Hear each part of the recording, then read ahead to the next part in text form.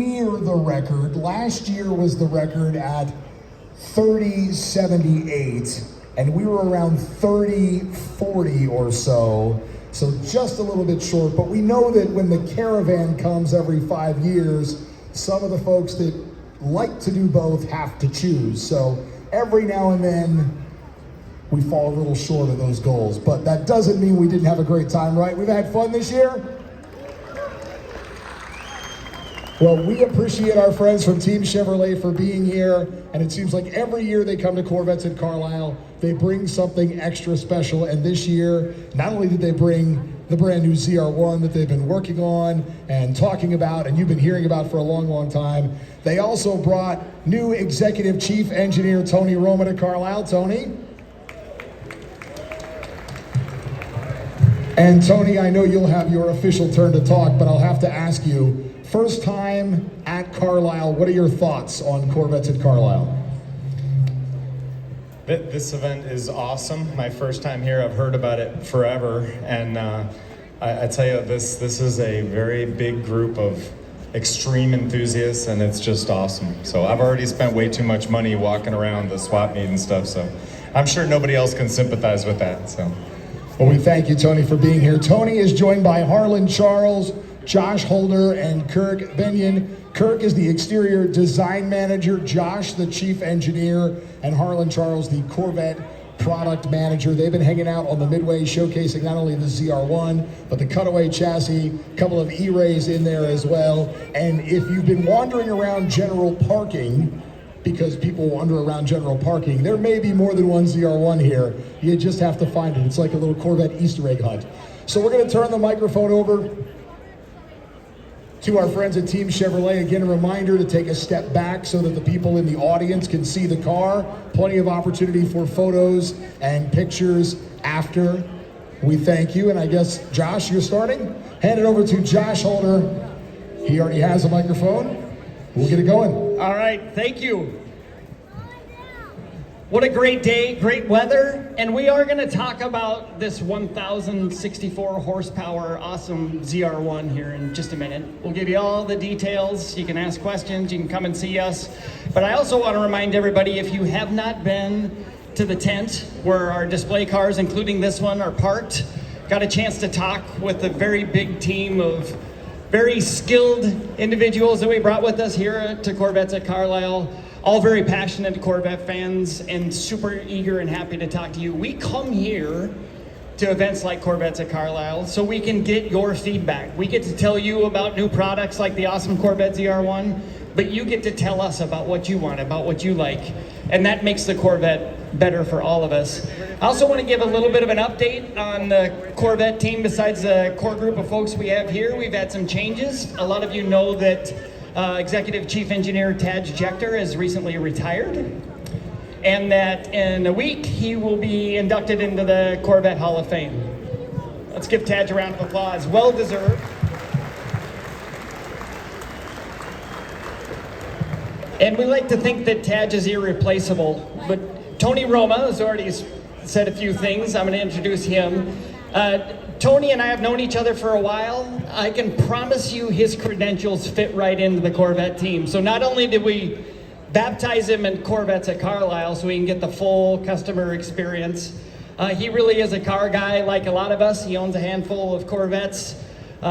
He's also an accomplished driver. He's done more than a few laps on the Nürburgring, so a true car guy, and we're super happy to have Tony on our team, and I'll let Tony say a few more words.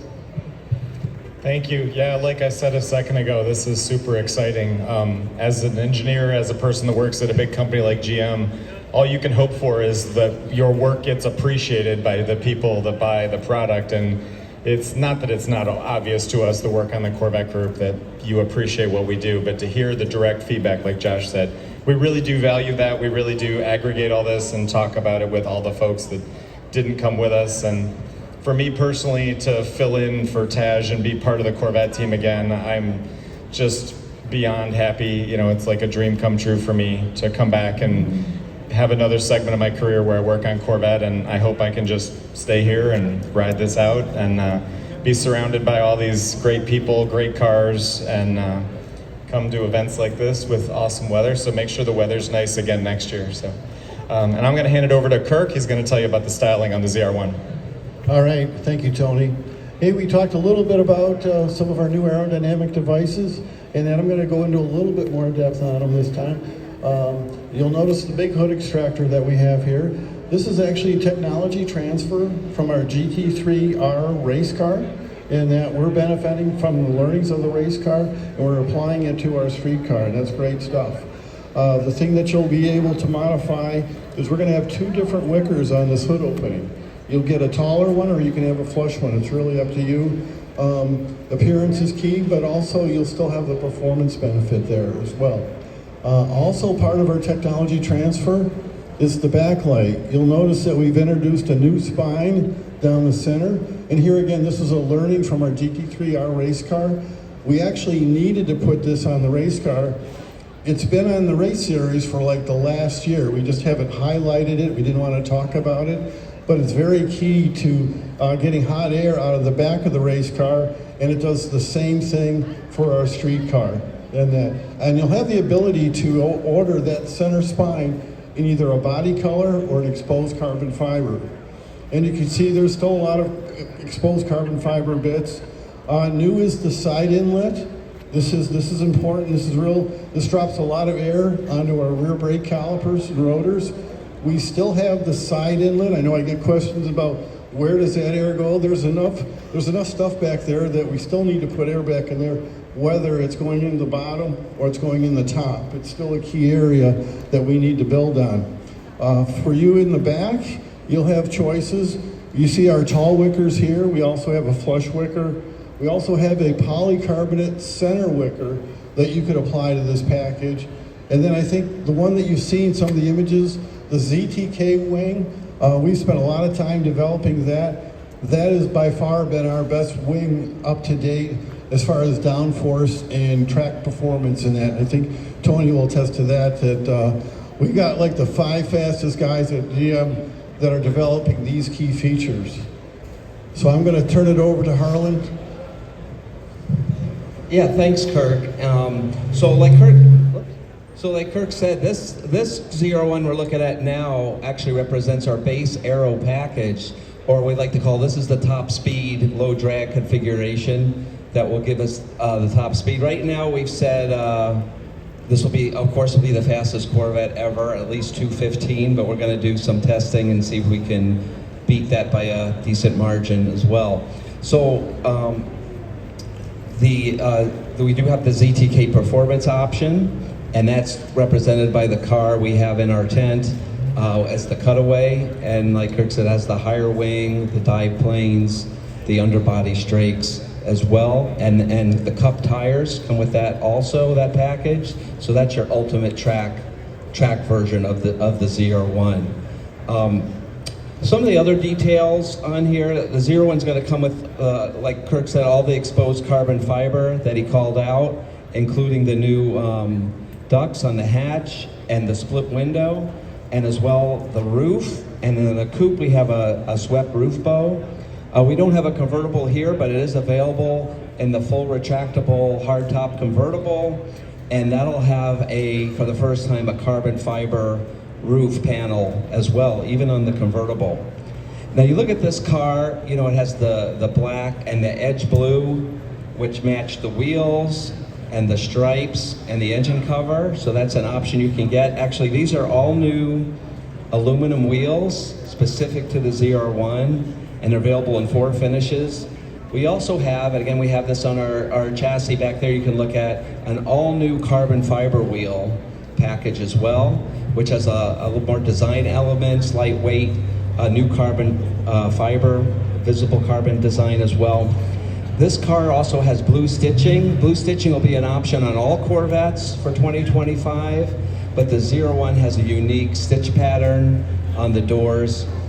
But of course, the big news, this is really, we've been talking about this, you know, you guys, you know, on the forums, on the internet, you know, media, you know, it was nice to really surprise everybody when we announced the 1,064 horsepower that this car has. and really shock everybody. This also has 828 pound-feet of torque, or over 1,100 Newton meters. So it's like a triple quadruple. So we got 4-digit horsepower, 4-digit torque, and 4-digit downforce with the package that Kirk was talking about, the ZTK package, Carbon Aero. We can do over 1,000 pounds, actually up to 1,200 pounds of downforce at top speed as well. So it's incredible performance. You know what? I'm going to let Josh fill you in on some more of the engineering background that went into this beautiful car. All right, thanks, Harlan. For those that are wondering, what took so long to put turbos on a Corvette, the 8th generation Corvette was really the enabler for us to do that. We planned from the very beginning for the ZR1 to be a part of the 8th generation Corvette and designed the body structure in such a way that with a mid-engine configuration, we could fit the giant turbos mounted off the side of each LT7 that helped generate 1,064 horsepower. Another thing that the LT7 has amazing capabilities to do is torque. It generates about 800 foot-pounds of torque from 3,000 RPM all the way to 7,000 RPM.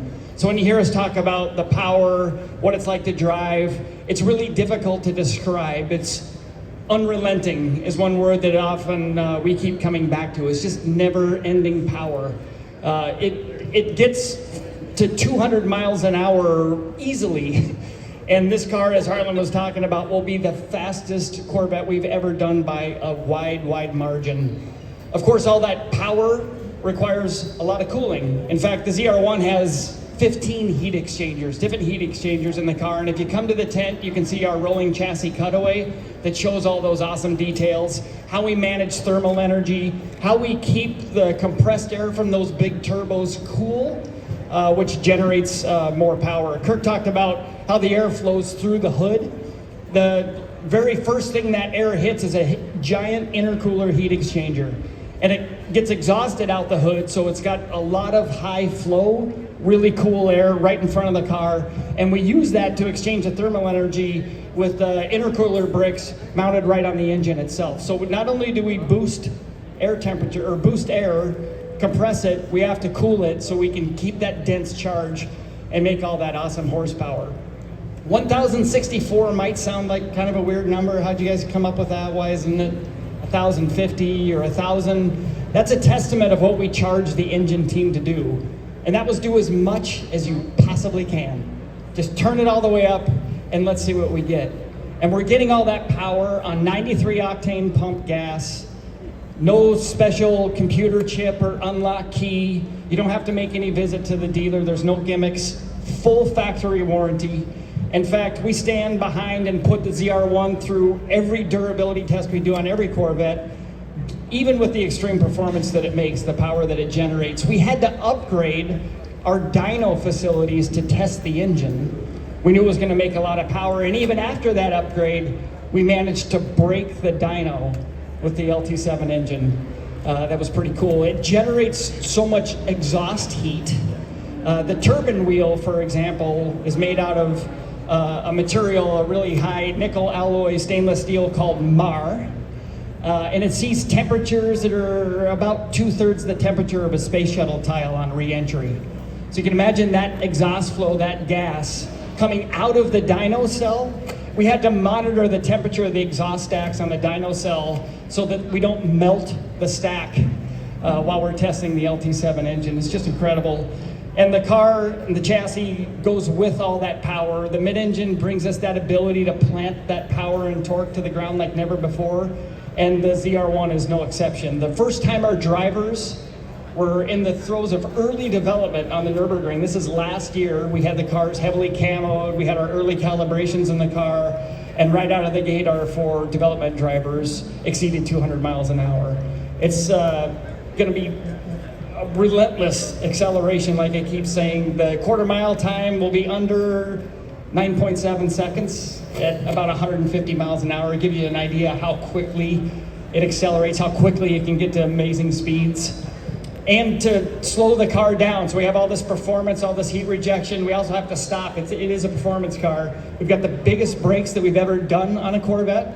You might notice that the rotors look a little different than our typical carbon ceramic rotors. And while they are carbon ceramic, they have a longer strand carbon fiber, more continuous strand that is better at rejecting heat. And that's exactly what a brake needs to do. Reject thermal energy that's put into it by stopping a car with this much power. Besides the ZR1 that's new for 25, we also have some other things that are new for 25, and I'm gonna let Harlan go through some of those. Yeah, thanks, Josh. I just want to say, you know, I was just thinking as Josh was talking, how proud we all are of this car. You know, that it's a world beater. You know, as Americans, we always go up against the world, go up against Europe, and we always shock them. And this car, designed, engineered, and built in America, we can take on anybody in the world. Thank you. You know, power to weight, better than a Bugatti Veyron. It's just amazing. So, first thing, I was surprised a few people hadn't been over to our 2025 official Chevrolet engineering tent and didn't know where it was. So if you haven't, I don't know, but make sure it's a couple rows back to the right. Make sure you see us. We have a lot of the new stuff for 25. We have, like I said before, we have the cutaway chassis for this car, which also shows the ZTK performance package and the carbon fiber wheels. And then we have some new colors for 25 you can see. We have the Hysteria purple, and we have a new competition yellow. And we also have, not on display, we're bringing back the Sebring orange that we had previously, which was our previous ZR1 signature color. So we wanted to get that back. And we even created a habanero orange interior that goes with it as well. And not to forget the other model, so Z06, all new wheels for the Z06. The Stingray, if you get the Z51, we have a new spoiler package on that. And on the E-Ray, everybody knows this, right? Where do you plug in the E-Ray? Nowhere. Great, good answer. You don't have to plug in the E-Ray. It's got the V8 engine and the front electric motor for 655 horsepower, 0 to 60 in 2.5 seconds. So I'd also like to say, I'd like to thank all of you. Corvette, right now we have close to 50% of the luxury sports car segment. Again, we compete with all cars from overseas. So thank you. That's Corvette versus everybody else put together. Also, the Corvette convertible is the #1 selling convertible in America of any convertible in any market segment. So that's pretty cool. We all love the retractable hardtop convertible Corvettes. And we continue to win awards. Consumer Reports named the Corvette was the most satisfying car available. The highest percentage of people would buy it again. And obviously, who wouldn't buy it again? Because over and over, like you guys do. And we've also won some other ones. Of course, the Z06 won Motor Track and Motor Trend Performance Car of the Year. E-Ray just won the Motor Week Performance Car of the Year from the Motor Week TV show that's on public TV also. And Motor Trend celebrated their 75th anniversary, so they invited all the readers to vote for what is the most iconic car over the last 75 years, although we've been there over 70 of those 75. And of course, Corvette was the winner of the most iconic car from any car over the last 75 years. And look at how can you argue when you have the crowds here like this? So finally, I just like to say, make sure you come, if you haven't visited us already, come visit us, and we'll be there to answer questions. Are we gonna answer questions now? We're gonna try it? Okay, so we try this a little bit. We'll maybe answer a few questions on the mic, and then we'll go to just come up and ask us whatever you want. So we'll try a few.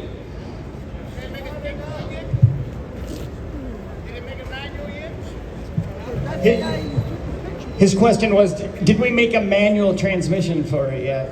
We have a dual clutch transmission that if you look inside the transmission is very, very much like a manual, only nothing can shift as quickly as a dual clutch transmission. In fact, there's no interruption, no loss of torque. Even 800 foot-pounds of torque the ZR1 delivers is nearly continuous in a dual clutch transmission, which was also upgraded for the ZR1. This gentleman asked a question that I'm sure everybody's asking: how much and when is it coming out? We don't know how much yet, and we're saying 2025 is coming out. So as soon as we know how much it is, we'll tell you, and as soon as we know exactly when it's coming out, we'll tell. But we're expecting 2025. When we get past the New Year's.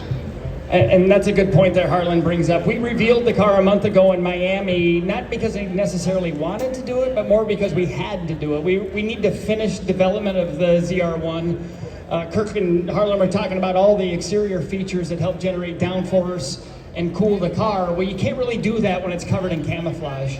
So we needed to finish our final development on the ZR1, and we are in the throes of doing that right now. We'll be back at Germany again in a few weeks. Finishing up our test work.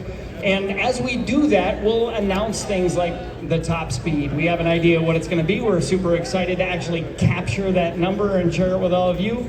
And we plan to go around some tracks and break a few records. And when we do, you guys will hear all about it.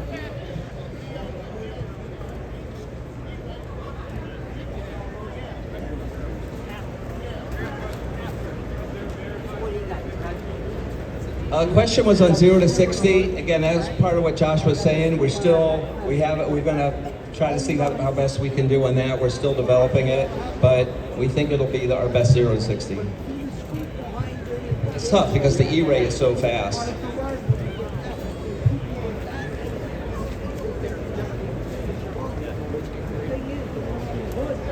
So this is a good one you help with, Josh. He talks about the cooling system. Of course, you can see that on the rolling chassis, but maybe if you want to answer that a little bit. Yeah, I talked a little bit about the intercooler heat exchanger at the front of the car. I didn't mention that that's on a dedicated loop of cooling, so it doesn't share anything to cool off the rest of the cylinder heads and the block and the engine.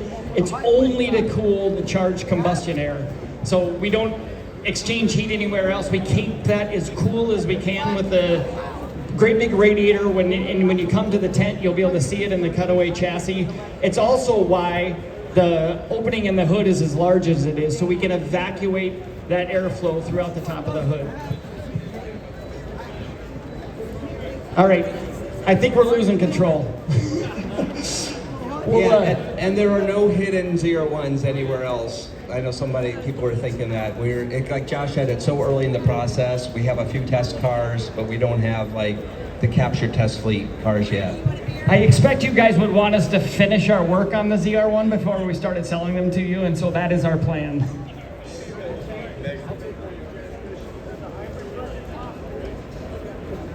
The question is, a hybrid version possible? I mean, anything is possible, but right now this car is not gets all that power from purely the internal combustion V8 twin turbo.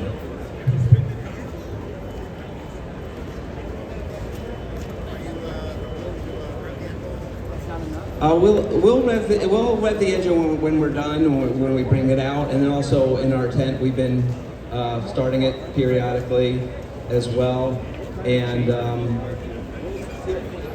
the question was on the weight. It is more than the Z06, but less than the E-Ray. It's about 100-ish pounds more than a Z06. Yeah, a little over 3,600 curb weight. We had to add all the heat exchangers I talked about, and of course the big turbos had some weight, but we kept that to a minimum. I got another question about what we did to the transmission to handle that torque, which is a great question. We have things like hardened shafts. The main shaft and counter shaft in the transmission are made of a harder steel. We've got physically wider gear meshes to handle the torque between the gears. And we updated the loop system. For example, this car is going to go significantly faster than 215 miles an hour, and it's going to do that in 7th gear. There's a lot of heat generated in the mesh of 7th gear, and so we've got a dedicated loop system with the oil squirter on that mesh that's specific to the transmission and the ZR1. So we had a question on the lag for the turbos. We do have an anti-lag system that keeps the turbos pulled up. So there's really very little lag, if any, on these cars, right?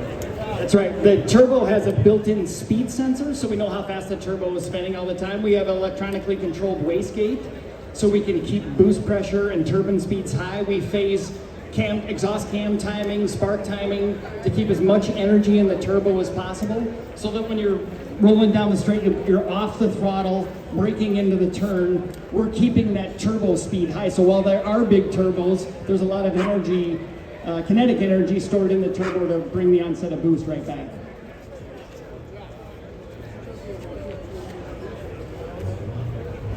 I got one more good question. Is the ZR1 going to be a limited release? And the answer to that is no. We are not going to artificially limit the ZR1. It'll build beyond the 25 model year. And our plan as a for-profit company is to build as many ZR1s as you all are willing to buy.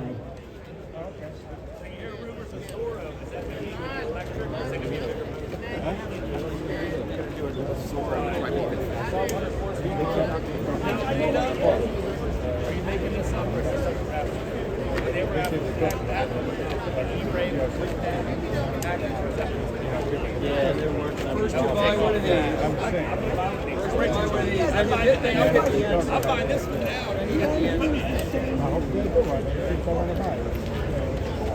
So look, he didn't say no. He didn't say no.